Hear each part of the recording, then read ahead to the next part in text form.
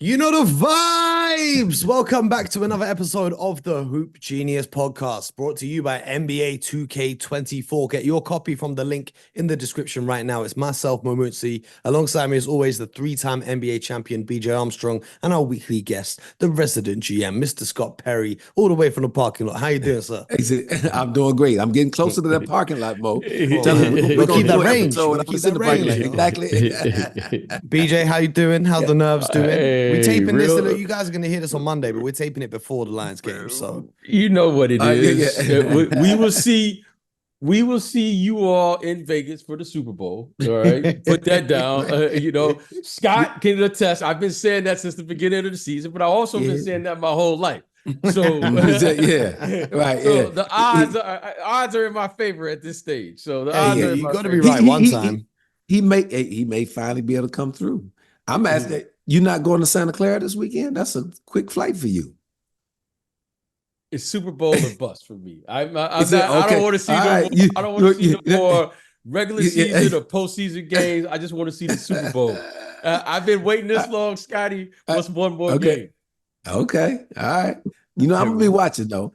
We'll see. I'm pulling for you. I'd like to see him win. So We'll see. We'll see. But we got a lot to talk about in the NBA. And the trade deadline is edging closer and closer. We've seen some moves recently. So I wanted to dive straight in to get into which teams need to make a move. So, Scott, let's start with you. I want three teams that you think have to make a move by the trade deadline if they want to contend for a championship or sort out the direction of the team or whatever the reasoning may be. Which team is at the top of your list? Which team is it imperative for them to make a move? I have three teams that are all in contention for the title. And the first one is going to be the Phoenix Suns. Now, they don't have a lot of draft capital, as we know, but I do think, as currently constructed, they need some help. They need either another player to put along that front line to add some physicality to help them be a better rebounding team, or if they could get a guard, they could play downhill. We talked about it on our last broadcast to kind of take a little bit of the responsibility off of both Devin Booker and Bradley Beal, who have both done a nice job to this point with it. But I still think as you get further into that playoff mix, you're going to need somebody to play that way. So they stand out to me. They have a couple trade exceptions, kind of mid-tier trade exceptions, around $6.5 million. One is $6.5 million. I think the other's about 5.8 that they could add. They can be players in the buyout market. But again, are they not? No, but I'm going to tell you. No, they are. But I was getting ready to expound on that.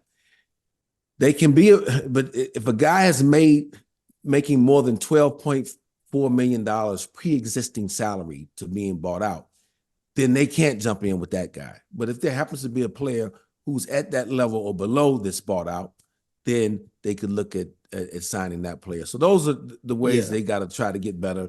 And I think they have 3 second-round picks as well that they could try to utilize. Not a lot there, but I think you got to try to get creative because their window is now. Let's not sugarcoat it. Their window is right now. I think that the trade exceptions you mentioned are absolutely key for them because when you look at their salary sheet, they've got 3 players in Booker, Beal, and KD who take up max salary slots. And then aside from really Nurkic and Grayson Allen, everyone else there is pretty much on a minimum deal. So it's going to be hard for them to make these moves. And even if they do, they can maybe make 1, maybe 2 at a push. Right. So we're going to have to see how that goes. But who's the second team on your list? Second team on the list is the Milwaukee Bucks. Now, they just made a big move, obviously, in changing the coach. So they brought a championship coach in to the group. But I think they've got to address the elephant in the room. Look, we know when the trade was made with Dame Lillard coming in and sending out Jrue Holiday, that you got a better offensive player in by far, but you got a subpar defender in as he relates and stacks up next to Jrue Holiday, who was an all-defensive player. Exactly. At least stacks up next to any other guy. Exactly. Let's just call it what it is. But as again, as front office, you got to look at this thing. Who's playing next to Dame Lillard? Malik Beasley has been their starting 2 guard this year. And really, this is his first full year of being a starter. I think he's always been best suited as a guy to come off the bench. He's not known for his defensive prowess either. He spaces the floor. He can shoot threes, but I think he could do that as well on the second unit with this ball club. Somehow, can they use their limited resources to bring in a player again? Look at the buyout market. They, just like Phoenix, can't be in that upper tier buyout market. The guys got to have made $12.4 million or less. But can they get somebody in that realm, or trade one of their existing rotational players for another player who brings a defensive component to the backcourt? Because my problem with the Bucks right now, yeah, they made a change with the coach, but what hasn't changed is that your point of attack, and BJ can speak to this, your guards are your point of attack defensively. And if you're subpar at both positions defensively, that's problematic. And as great a coach as Doc Rivers is, that's going to be a challenge for him as well. So again, that's why I put them as my second team. Solid pick. How about the third team on your list? I'm going to go down south, and I'm going to go to the Dallas Mavericks. Okay. I like this team. Obviously they have two high-end stars with Luka Doncic and Kyrie Irving. But I think they need to get a third player, a wing player, who can create more offense. And again, they have a little more capital than those other teams we talked about. I think they could trade either their 26 or 27 first-round pick, maybe package that with one of their bench players and see if they could get that type of player who could help take some of the load off of both Luka Doncic and Kyrie Irving. So those are my three. Yeah, that's interesting. I didn't have either of those three teams. BJ, who have you got? Well, I think those were excellent teams, and I think Scott made excellent points, and I agree with all of his teams, actually in the order that he stated them. However, I want to point out some other teams that I think are going to have to address. One being the Denver Nuggets. Okay. I think listen, they have an elite player in Jokic. However, their depth is missing this year as comparing to last year, which allowed them to get those 16 wins, which eventually, for them being crowned champions just a year ago, they're missing Jeff Green and they're missing Bruce Brown. And I think they're going to have to figure out how to shore up their bench. I think their starting five is terrific. However, you're going to need those timely contributions from someone off the bench. And both of those guys, Jeff Green and Bruce Brown, they were terrific for the Denver Nuggets just a year ago. So I'm looking for them to maybe add something that can help them get a little depth coming off their bench. Second, your Boston Celtics. We've been saying that all year. We've been talking about what they're going to do, Mo. Yep. And clearly, without adding a piece, I think they currently now, as is, they have the best record in the league. Let you tell it. They are the last team in the league. If you listen to Mo, he's picked them to lose every game. But we've all caught on. But I think they will be very active to look to add the right piece for this group. And so I think that's one of the teams. And then I kind of have a debate. And I'm, as you guys know, earlier in the season, I picked Sacramento. To kind of do something, I think Sacramento. However, but I'm going to say Philadelphia. Okay. I'm going to say Philly. I think Philly right now, Joel is playing guys. He's playing. I don't know if he can play any better. I mean, what he's doing offensively. I mean, this guy's averaging over a point a minute. I think it's now the time. I think they've always felt this. But when you see your star player, an MVP, playing at this caliber, I think it puts pressure on the organization to say, we better get this done. Because I don't know how much longer he can continue to play at this level. Is this a 2 or 3 year process? Is it just this year? So I look for them if the opportunity presents itself for them to make a move, because I don't want to be on the podcast if they lose in the first or I second do. round, I because I Mo will is be going to here. Mo But, and the Mo- rest of the world is going to go. I don't know what they're going to do. They're going to go beyond. So Philly I losing think in the right first now round. Make my they're going to. day. But Yes, they're going to look at. I think they're forced to now, especially the way Joel's playing, and I think Tyrese Maxey for the first time will be an All-Star. He will be named an All-Star this year. Okay, but Mo, you then have a Mo, school of thought of if it's not broken, don't fix it. I mean, they're playing great basketball right now. How do you evaluate that, Scott? well, I think BJ used the terminology, the right move. I thought about them as one of the teams, but I also look at them as a team that could be heavy players this summer in the trade market, and they're going to have some cap space. So they probably, to get the ideal fit, it will occur then. But who knows what happens in the next couple of weeks. So I think you got to be close to the phones and see if something does arise that's going to fit in with that group. I said this the other day when I was doing another podcast in New York. When you make a trade, especially a mid-season trade, a couple things are at play. You're not only getting the basketball player and his talents and his statistics that he's registered to that point, but you're getting the person and personality.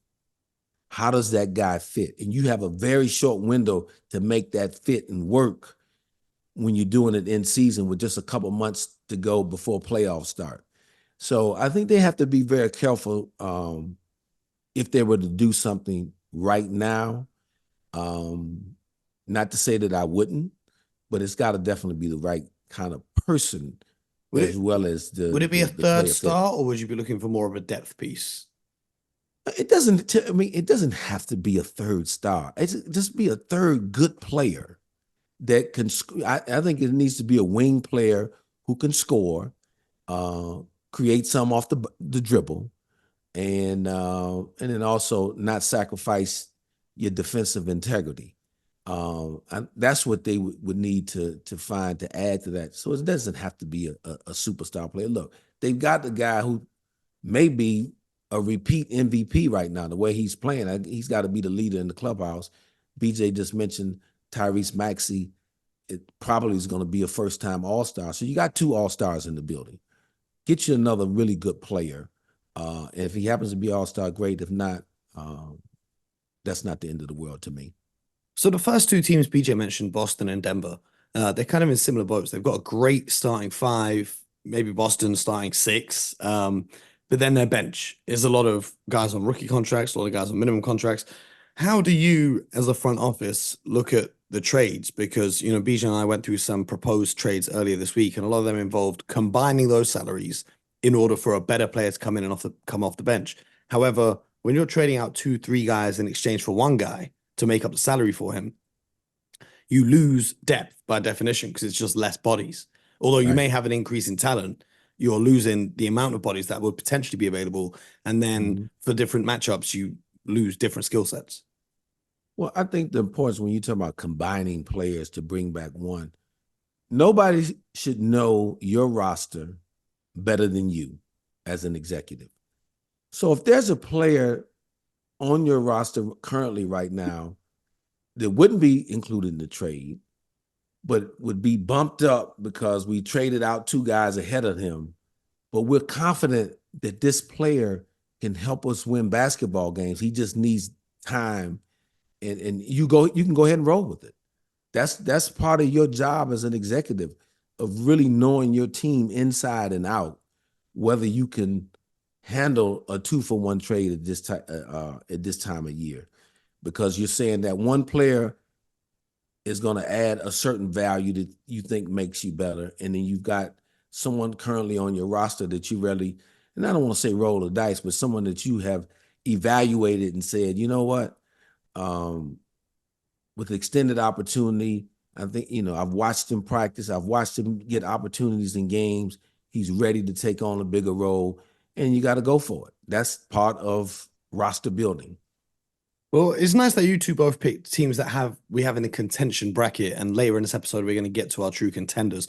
But the three teams I picked are teams that sit outside of that contender status, who I think need to make moves to get into that realm. The first one, as I mentioned when BJ was giving his, is the Sacramento Kings. Last season they finished third in the West. Currently they're sitting seventh in the West. And last season it was exciting, making the playoffs for the first time in however many hundreds of years, and then lighting the beam and whatnot. But they've been kind of stagnant since then. And when I look at their team, I just feel like they could do with an upgrade, especially with, the way De'Aaron Fox can play. I would like to see them get an upgrade, and especially looking at their roster in the Western Conference, if you've got to go through the Nuggets, I don't know if playing Sabonis at the 5 is the way to do it when you look at building championship teams now. When you look at the Bucks, when you look at the Nuggets, I'm thinking I would rather have Sabonis as my 4. So I'd be looking to make a trade if I was the Kings. What do you guys think of that? Oh, very good team to mention, and I think should be actively looking to add toughness to this basketball team. I don't care what position is at, but more to your point, I see a need on the front line. Because look, when you get into playoff basketball, everybody knows what everybody else is doing. And it's going to get down a lot of times who's the more physical and who's the tougher team. Because I'm not going to let you play to your first option consistently throughout a series. I'm going to force you to go to your second and third counters in terms of what you're running from an offensive standpoint. And each individual player, I'm going to try to force you out of your comfort zone because we're locked in. And so as I watch this team right now, I don't see a team that is very physical. When teams play them physically, they struggle with that. And they're not the best defensive team either. So they can score with anybody. And I love the ascension of De'Aaron Fox, and I love how Sabonis is playing. That's a great two-man team, but I think this team has to add some toughness. So I like that pick, Mo. BJ, you almost picked them as well. So what would you kind of be looking at from a Kings perspective? Well, I thought last year they were just terrific. They took the lead by storm in the way they played. They were the fastest playing team in the NBA, and they committed to that. However, what has happened is now I think teams now have been able to scout them. And I agree with what Scott said. They're going to have to add toughness, and not a guy that has to come in and suddenly you want to fight and do all that. Right, when I say toughness, like you want to look for a guy who's going to do all the dirty work that's necessary. Loose balls, set screens, take on the opposing team's best interior, exterior player, whoever they identify that can play their style, their brand of basketball. So I think they're going to have to add a certain amount of toughness of someone that can come in and contribute to this current group as is without taking away. You're going to have to give up something to get that player. However, you want to add a component to your group that's missing. Right. And I think that they're going to have to figure out, and that probably will be a current starter, I would imagine. There will probably be a guy that's in their top 8, let's just say in their top 8, that they're going to have to probably give up and add a player who's going to have to give them a dimension and bring that to this group that they currently don't have. And I think that will carry them a long way, because if there's one thing that is missing, and I agree with what Scott said, is that they're going to have to add a level of toughness, because that's not what they do. They didn't grind many games out last year just because they didn't play well on the offensive end. And if you're going to win in the playoffs, as we know, you're going to have to figure out how to get stops in order to win some of these games in a 7-game series. I like that. The second team on my list is the Golden State Warriors.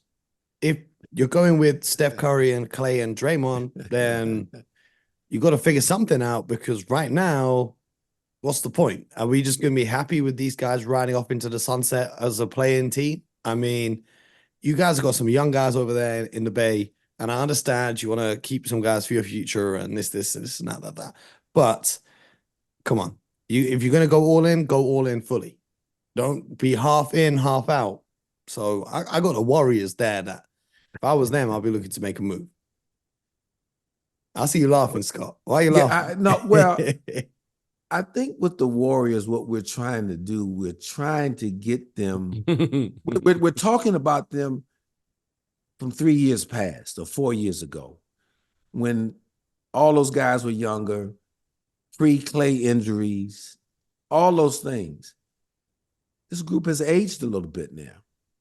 And to expect them to get back to who they were, those three, as a collective, I don't know that that's very realistic. And there's nothing against any of them, because I love them all, and I think they're all terrific basketball players.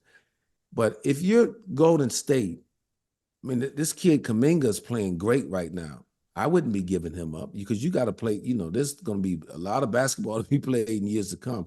He's playing extremely well. He's fine. It seems like he's gaining his confidence, and he's going to be a player in this league. And they're another team, like the teams that I mentioned and the teams that BJ brought up, that have limited resources to go make a big trade that's going to make a difference. In my opinion, Golden State, I don't know that there's a move to be made at the deadline that's going to put them in the hunt to be a champion. I think they've got to just be evaluating the remainder of this year and get ready to make their splash moves this off season. That's my opinion. Okay, BJ. Well, you see, we talk about this every week, but let's talk about it one more time. I think we need to say this. The move that has to be made with every championship run is the following. At what point do you break this up? At what point? You want to respect what this group has done, and I think they've earned the right to play it all the way to the end. Well, guys, we're about at the end now. Okay. Now, when you, as an executive, and maybe Scott can touch on this, at some point here, you have to look into the future. Scott, amazingly, as an executive, he brought out Kuminga, because Kuminga, to me, clearly is the future of this organization. Now, at some point, you got to commit to the future and say, this young man is going to be a piece. Is he a top 3 guy? Is he the number 1 guy? I don't know any of that. But what I do know is he can do something in this league. Okay, the guy goes, 10 for 10 the other night or something like that? Oh, he had a great game. This guy can do something. Exactly. So he clearly now has moved up in the organization as far as he's going to be a core piece. When you look at this roster, and we're talking about the big 3, Steph is 35 now, 36? 35. Yep. Clay, you know what? He's had a couple of injuries. Draymond now is, where he's at in his career, 33 or so, 34. Now you're looking at saying the $1 million question, or the $1 billion question, is, what are we going to do with Steph Curry? Is Steph Curry going to go through the rebuild, or the retooling, as we like to call it now? Or are we going to begin to trade to try to piecemeal this thing and allow Steph Curry to be on the fringe as is and be in the 8th spot? Because no executive wants to just be tiptoeing into the playoffs every year, because the middle of the pack is probably the one place you don't want to be in this league as far as trying to rebuild or put together a team. So I think the question comes down to, Steph, what is it you really want to go through? I think that's what it comes down to. And if Steph wants to go through it, then they're going to have to make some trade with probably 1 or possibly 2 of their big 3 guys. Right. If not, if he doesn't want to go through it, at some point, you're going to have to figure out. And I don't think any executive wants to say, I was the guy who traded Steph Curry. I don't think anyone wants to say that. Okay, what he's done to that what he's done for that organization. But they are currently 4 or 5 games below 500. It doesn't look like it's getting any better. I don't think they have any wiggle room to really, and what can they possibly get back? So I think it comes down to, what is the realistic possibility for this group as is? And then from there, then they'll make the appropriate decisions, or whatever it is, whatever direction they're going to decide to go in. And Mo, let me just add this too. If you're sitting there at Golden State, and you're assessing the rest of the Western Conference, look at the top of the Western Conference right now. Minnesota, younger basketball team. OKC, younger basketball team. We talked about Sacramento, younger basketball team. So you're going to be chasing those guys. And then you got Utah, who's ahead of you in the standings now. They're not at the top, but, again, younger. Yep. Houston, younger. So that's what you're up against. So that's what, to do a trade at the deadline, I mean, obviously, Steph Curry would be somebody that would net you a lot, but you're not going to trade him. No, but Clay and Draymond. But Clay, yeah. But Chris Paul's contract. What? Yeah, his contract. But what would that net you right now? See, that's the big question I would have, and I'm not so sure it would net you enough for you to make this huge run during the season. Maybe it does. Maybe this is a trade that comes up that we'll be talking about in a couple of weeks that I didn't foresee. But so it'll be interesting to see. They got a lot of tough decisions to make and ahead of them. So that's is what it is now. The third team on my list, a little bit controversial. I think the Cleveland Cavaliers are a team that needs to make a move. Not to contend for a title this year, but I think the sooner that they make this move, the better. We spoke about it last week. We spoke about it even yesterday, BJ. The point guard situation with Darius Garland being out and Donovan Mitchell stepping into that role and playing great.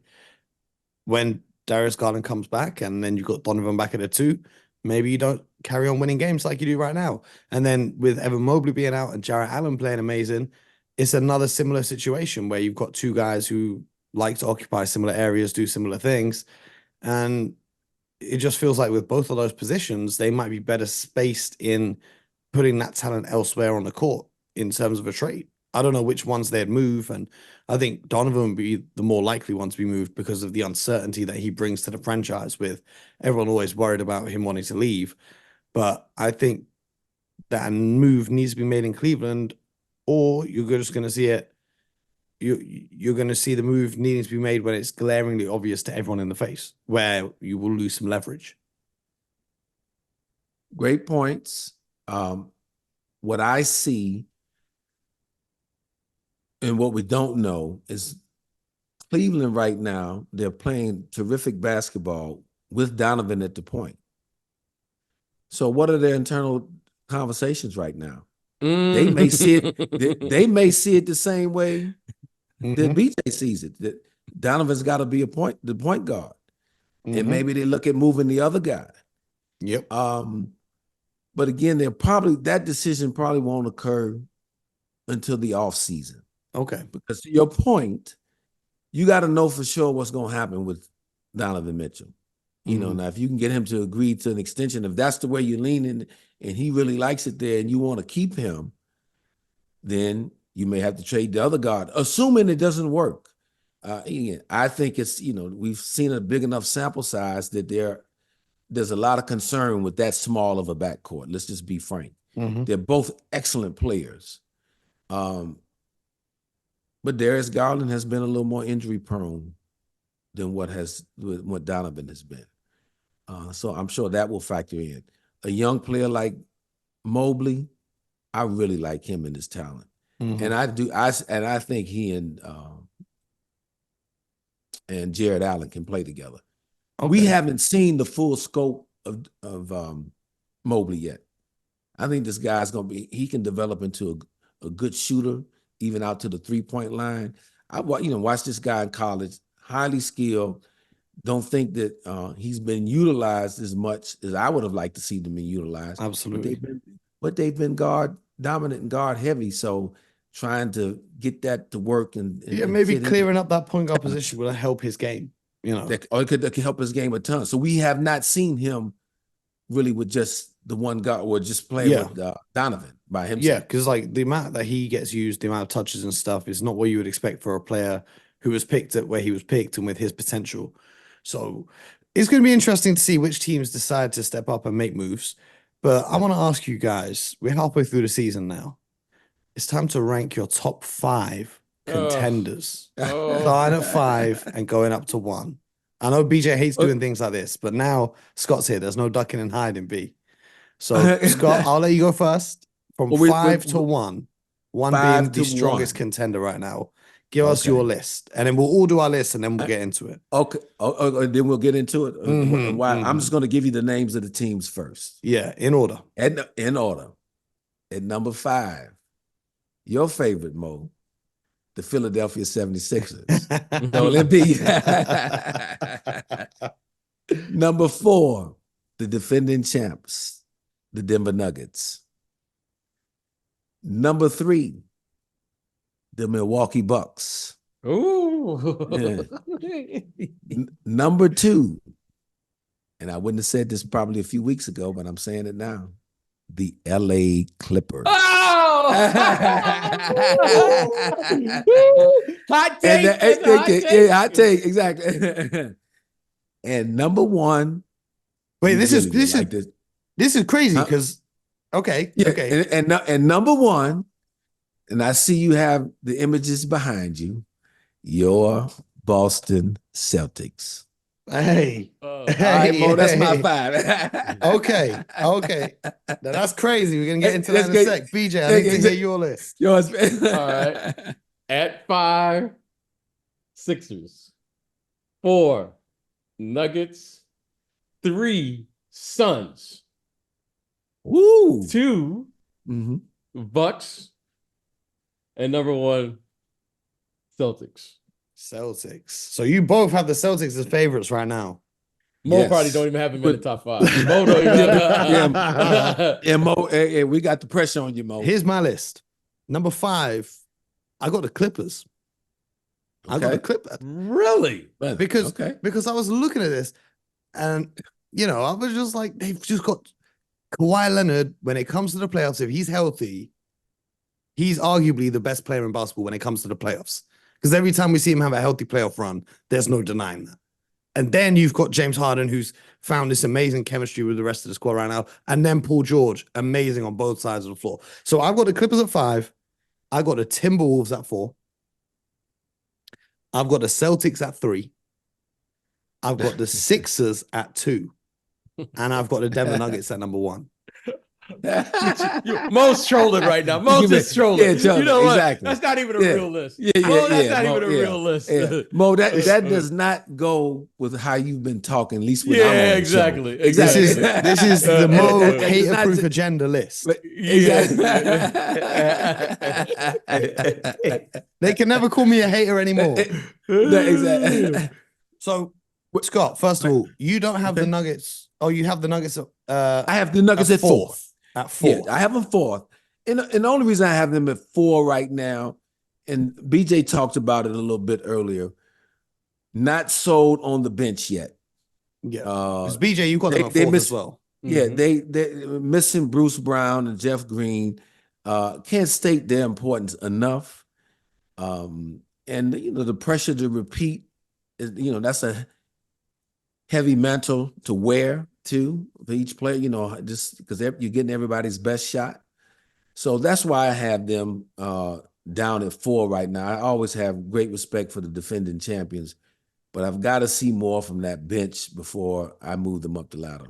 Okay. Well, I've got the Nuggets at number 1. Reason being, I look at it like this. Who in the Western Conference is stopping them? I don't see a single team in the Western Conference that's stopping that man, Nikola Jokic. He's too big. He's too smart. He's just too good with it. And when you talk about the bench depth, okay, in the playoffs, you're going to go 8 deep, maybe even 7 deep in the finals. I'm not too worried about missing Jeff Green and Bruce Brown, given that, I'm expecting by the time we get to the playoffs, these guys on the bench to have improved through building this season, right? You got Christian Brown, who was fantastic for them last season. He had a couple fantastic games in the NBA Finals. You got Reggie Jackson, who you can rely on to come in as another ball handler off the bench. And then I really like this kid, Peyton Watson. I think that he has the potential to surprise a lot of people. And after this year's playoffs, they're all going to be, instead of being like, who's he? They're going to be like, oh, this guy's a really good bench player. One thing I would say though, Mo, about teams going to 8 deep. Yeah, historically, and BJ can talk to this a lot. when you get to playoffs, coaches tend to shrink the bench a little bit, or at least shrink the rotation night and night. So, you go from maybe 9.5 in regular season to 8.5 to 8 in the postseason. However, I'm going to give you an example, though, because really it's still extended past those numbers. Last year, Los Angeles Lakers, on their ascent to the conference finals, Darvin Ham went and plucked Lonnie Walker in a particular playoff game, and he might have been their 10th, 11th man. You've got to be able to utilize, that's when we're talking about the depth of bench. You can go deeper. Even though he wasn't in the rotation, the coach felt he had a certain skill set that could help them win that particular game, and he did. I watched that for years. I watched that for years in Detroit too, especially when when Larry Brown was there. We would go to, depending on matchups, Eldon Campbell might go for weeks without playing. And then when we got to the playoffs, depending on the matchups, he might not have played the first series. But we were playing a big body in the series too. Guess what? He was going to utilize him. So the ability to have available bodies that could help you in a series, and the last example I'll use is one where my good friend here was playing years ago with the Chicago Bulls. I'll bring it back up. Cliff Livingston was not playing at all, but he had the energy, the toughness that they needed to combat a Detroit Pistons team, and he was pivotal in helping them win. So you need that depth. That's an amazing point. Right. That's an amazing point. So let me now ask you why you both have the Boston Celtics number one, because last week you said the Nuggets and the Celtics are in the same boat. This week, talking about teams who need to make a trade, BJ mentioned the Celtics and the Nuggets, both because of their depth. So why do you have the Celtics at number one and the Nuggets at number four? Is there someone you see on the bench of the Celtics that you think can be put in those similar positions? What I've always said about the Celtics early on in the year, and they've this past week have really confirmed it. I like their starting five the best in the league. I think they've been the best five in the league. They played that way, had a big win last night, going down to Miami, and it really handled a very good Miami team. It was huge. Al Horford, we know his experience, so that's your sixth man, or like you say, your sixth starter. So he's going to be reliable when playoff time comes for that team. What I am saying, and not that I don't still have a little concern, but guys like Peyton Pritchard are going to come in and compete, and I can see him making threes the way they play in a game or two during the playoff series to help them win. I could see a Sam Hauser, because now they're getting more games under their belt, more confidence under their belt. Not all 7 games in the series, but all you need him is 1 or 2 games to come in and make 3 or 4. So that's why I'm landing on the Celtics as we sit here today. Now, can that change going into the playoffs? Yeah, if we see, other benches rise and ascend. Or here's the thing for me. As much as BJ thinks I'm trolling, Porzingis, great when Porzingis plays. Porzingis right now is out with a twisted ankle. Is he going to hold up until the playoffs? And then when we get to the playoffs, does he know what he's doing late in the playoffs? Has he been on those stages before? Because the last thing I heard about him in the playoffs was him saying that he just went and stood in the corner when he was playing for Dallas because he didn't like what they were doing. So Tatum, Brown, Horford, White, cool. Drew Holiday. But Porzingis is the question mark for me. As great as he's been in the regular season. There's no question. And we said that early in the year. He's the one guy of that starting group that doesn't have the same playoff resume that the other 4 starters do. He hasn't gone as deep in the playoffs. He hasn't been in many battles, so he's not as battle tested. What I am seeing in him now is a growing confidence, and he's very comfortable in the role that he is playing for that team. So you're getting the very best of Kristaps Porzingis now. The pressure of having to carry the load is not there for him. When you mentioned Dallas, he had a little more pressure being the second option to Luka. Now, depending on the night, he's 3rd, 4th, or 5th. depending on how the game is But going. if he gets hot, he can be first or second. Exactly. So that's why right now I'm holding them up there. Yeah, that question still is going to have to be answered once we get into that playoff action. But I think the young man is going to want to. He's hearing those whispers. I think he's going to want to attack that and try to prove people that, hey, no, I'm not a weak link here. When they brought me in here, this is going to help us win a title. So yeah, for me, as it relates to Kristaps, it all gets down to his health. Okay. Well, talking about that depth as well with the Nuggets, with the Celtics. BJ, talk to me. You got the Suns third on your list. Why?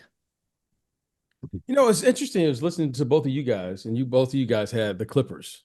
Yes. Both of you guys had the Clippers. And I think most of us will probably say the Clippers did a 180 after the James Harden trade. I mean, things did look good.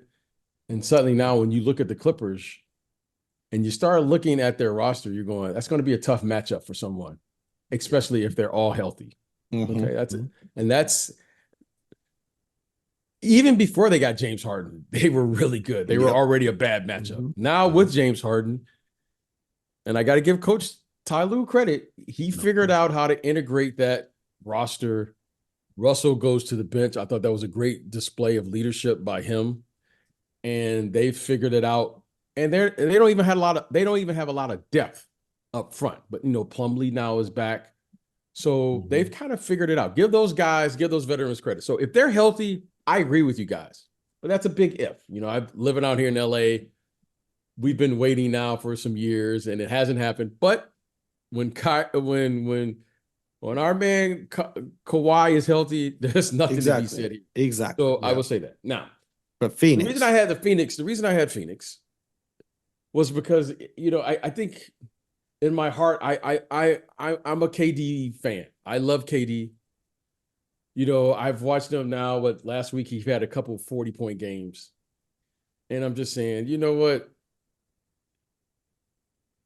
I just think with his experience, his resume, now you put in Devin Booker and these guys, even though it's an incomplete roster. When I say incomplete, do you think they win a 7-game series against the Denver Nuggets? I think they have a shot.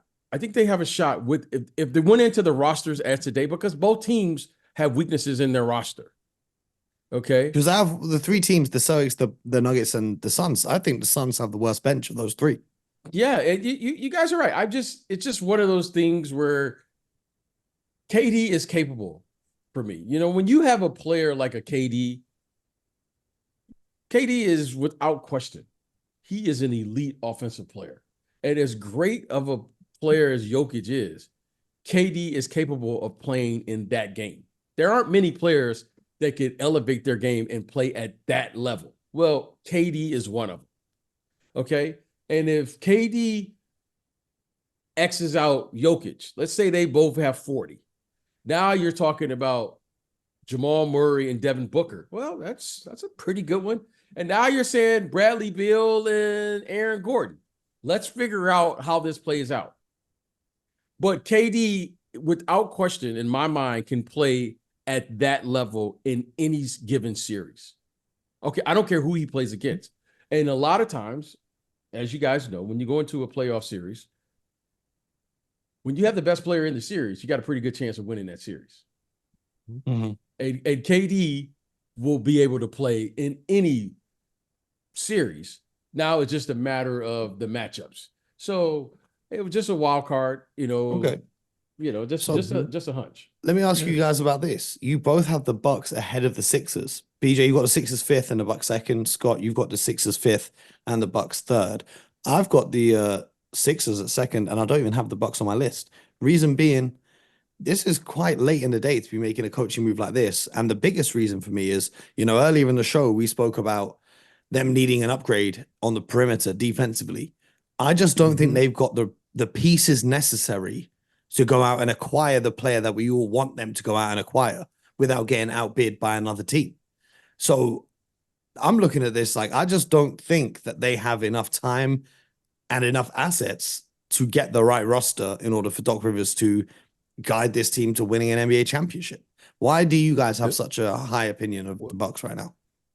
Well, Mo, first of all, the Bucks were in second place in the Eastern Conference, or were they a game ahead of Philadelphia prior to the coaching change.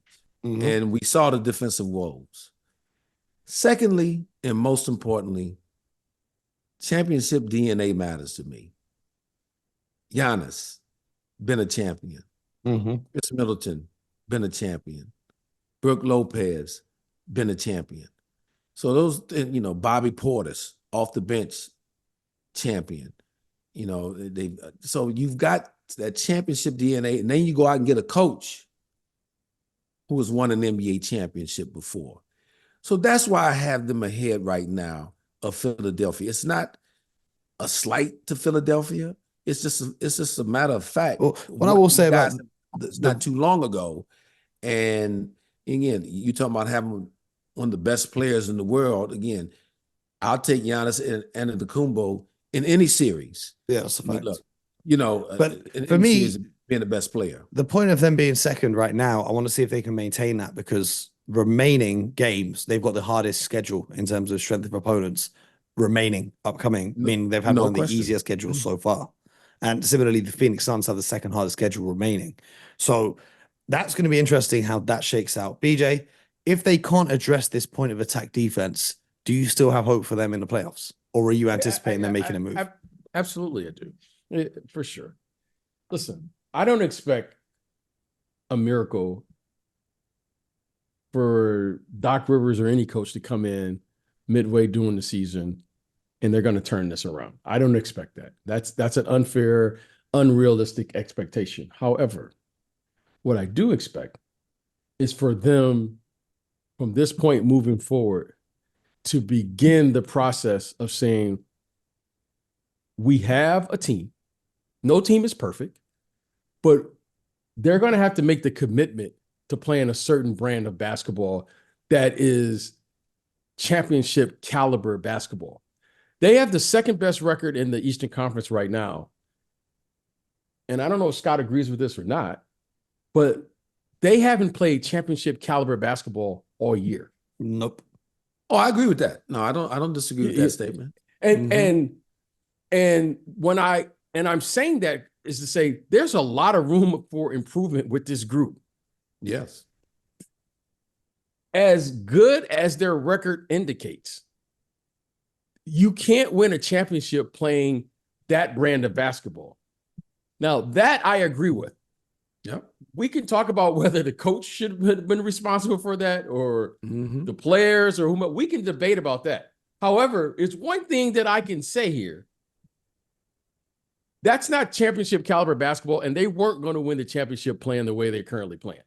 Now, I don't know what was needed because I'm not in that locker room. I'm not in there around their team.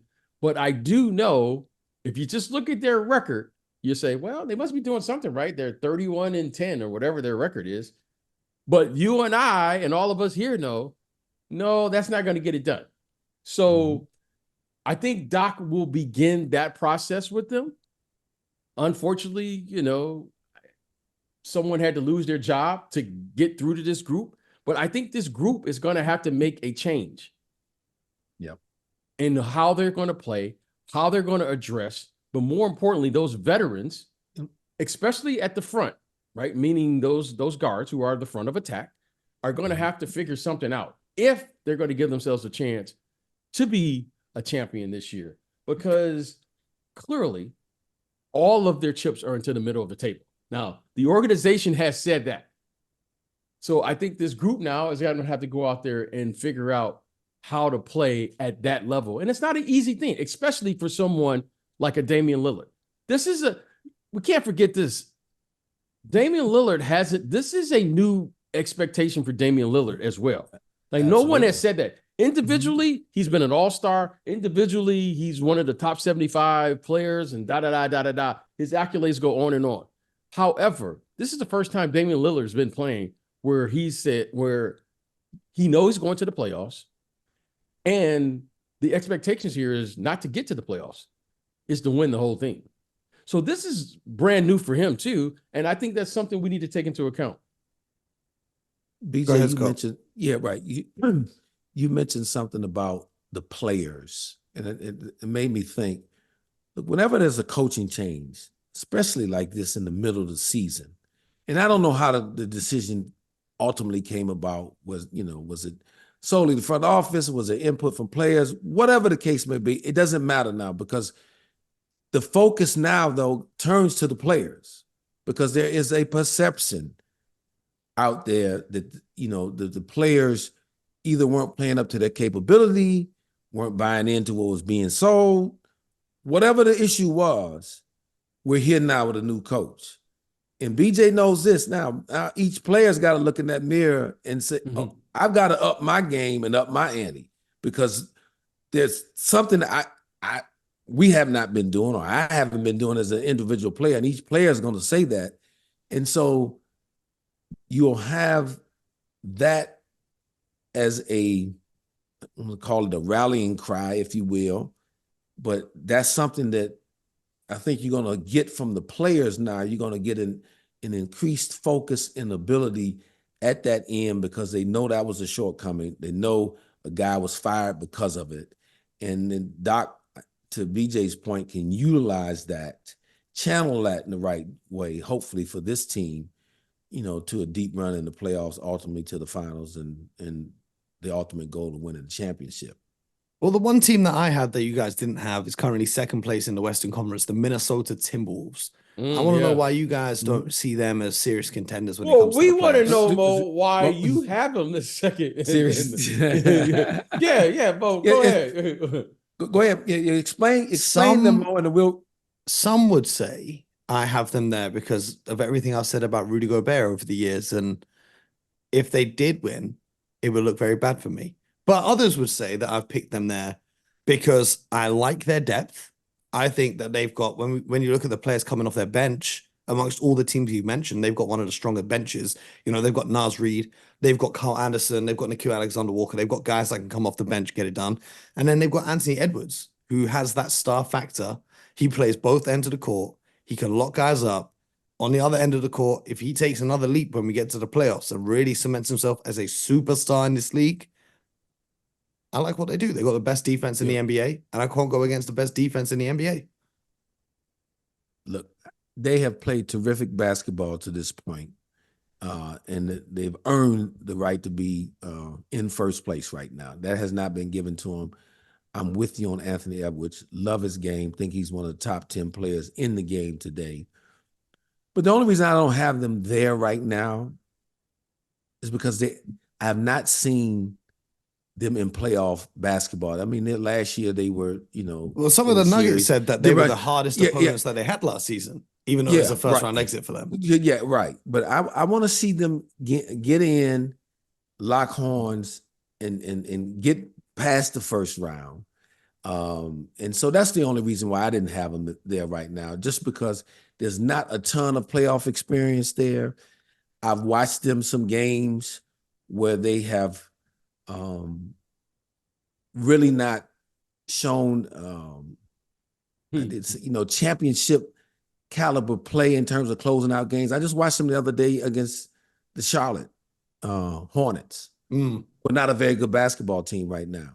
At home, they were in total control of the game. And to lose a game like that, look, losses happen to inferior teams during the course of a regular season, but not often in that matter. So that raised a little concern for me. So I'm not off of the Timberwolves. I like the team, but as you're asking us to assess this right now.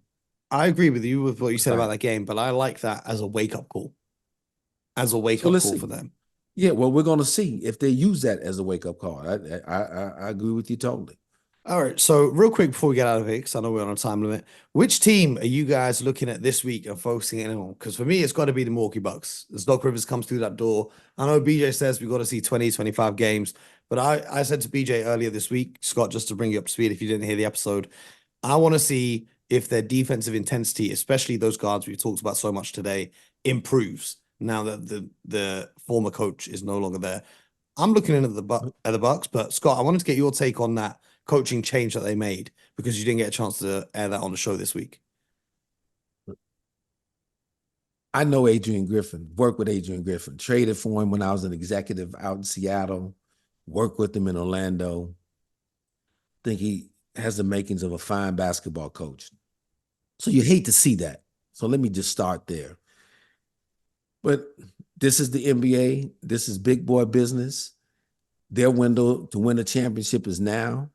The Bucks obviously made that decision, feeling that there was a disconnect somewhere, and then didn't feel that Adrian could be the guy to lead them where they want to go right now. So to get Doc Rivers, look, Doc's career really speaks for itself. I mean, he's first and foremost, he's an excellent communicator. He has shown the ability to lead men and deal with a variety of personalities. And he has a championship under his belt, even though it was a little while ago back in Boston. So you bring in a championship coach. Now you're saying to your players, okay, we've upgraded the leadership on the bench. Now it's up to you to perform. And that's kind of how I look at the trade. And to your point earlier, though, the last thing I will add, I do think they need to show more quickly out of the gate. Normally we talk 20, 25 games, but in terms of at least the effort and the focus and going after 50-50 balls and what they're trying to do defensively. The hustle plays, yeah. The hustle plays, I need to see that day one. Facts. Because you made this change. And that's been lacking. So let's see if that can be spurred on right away. BJ, which team are you watching this week very closely? I'm watching the New York Knicks. Oh, they be I'm cooking. watching. They be cooking I'm right watching the New York Knicks. Was it blue and orange skies over there, BJ? Huh? Yeah, exactly. Hashtag New York Knicks. You and Spike Lee are watching them. I know. Yes, You and Spike together. I'm watching. Exactly. I got to get my orange glasses. I got to get my Yankees cap, my Knicks cap, whatever it is I need to get. But I'm going to watch the Knicks.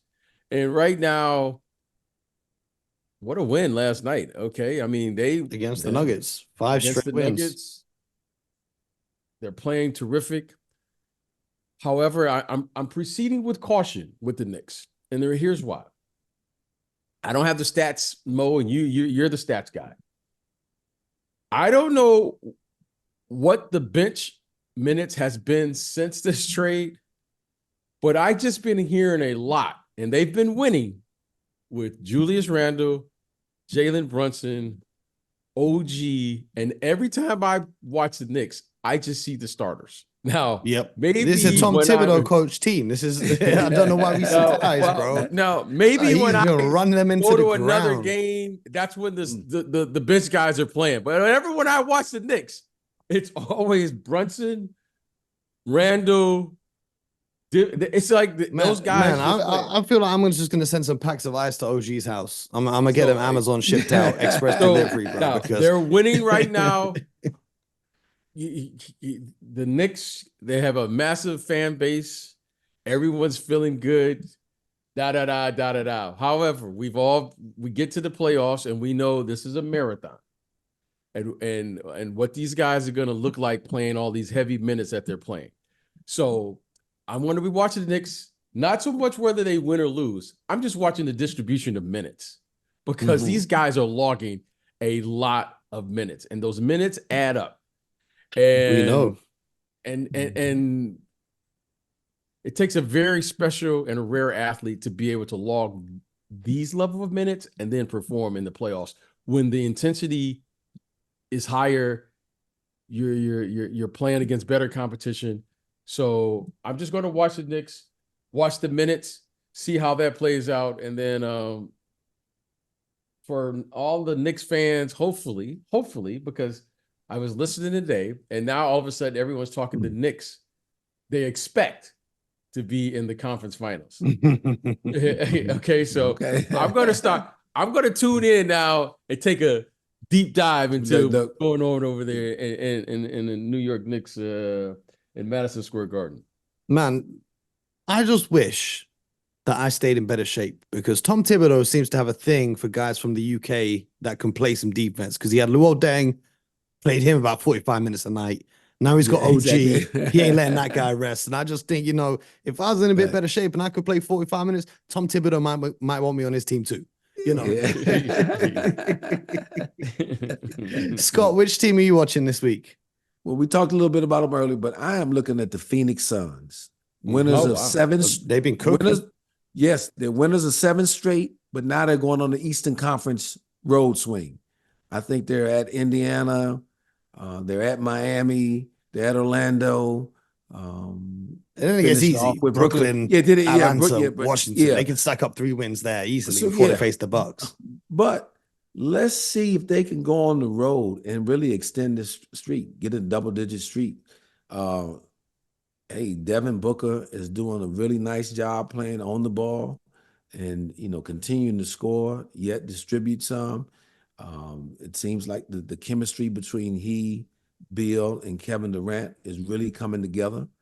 So I'm interested to keep following them, watching them, and just see how much they continue to gel. And again, they're a team like that you guys mentioned here that people are going to expect to make some noise in the playoffs. So this is a big road stretch for them to really stay afloat in the standings. I think they're 5th right now. Can they move up? Can they move up into 4 or even 3?